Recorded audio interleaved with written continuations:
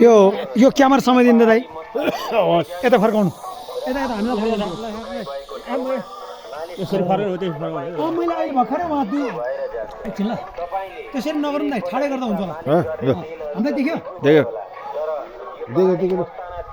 ल यो देखि आउनुपर्छ है ए ल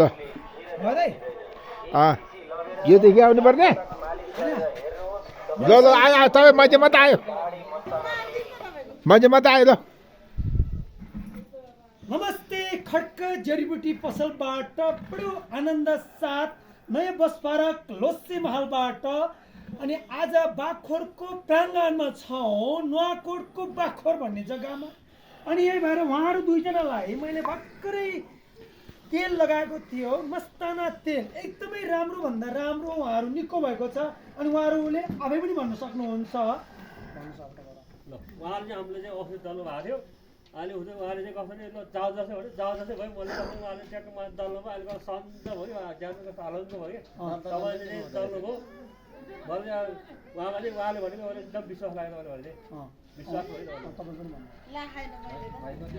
ल हुन्छ धन्यवाद उहाँहरू खुसी हुनुभएको छ अनि मैले यहाँ धेरै किसिमको जडीबुटीहरू राखेको छु यो आज हाम्रो सूर्य दाई हाम्रो मोबाइल पसल अनि यहाँ खाजा घरदेखि लिएर बाखोरको चोकैमा अनि यो माइक्रो काउन्टर पनि छ यहाँ हामीसँग बाखोरदेखि लिएर काठमाडौँसम्म जाने टिकट काउन्टर अनि बाखोर सुमो छुट्ने समय भनेर लेखेको छ अनि साँच्चै नै यो ठाउँमा चाहिँ मैले धेरै मानिसहरूलाई निको पार्छु घोडा दुखेको ग्यास्ट्रिक भएको ढाड दुखेकोदेखि लिएर अनि यहाँ धेरैभन्दा धेरै जडीबुटीहरू छ नयाँ बस पार्क लोसे महल खड्क जडीबुटीले जहिले पनि अर्काको भलाइ गर्ने अनि स्वास्थ्यलाई निको पार्ने प्लान लिएर हिँडेका हुन्छौँ तपाईँहरू स्वस्थ हुनु भनेको म खुसी हुनु हो धन्यवाद मेरो युट्युब टिकटक फेसबुकमा लाइक कमेन्ट सेयर गर्नुहोला भन्दै यो 2 सप्ताह यहीँ राख्दै बाई बाई बाखोरले मलाई माया गर्नुभएको लागि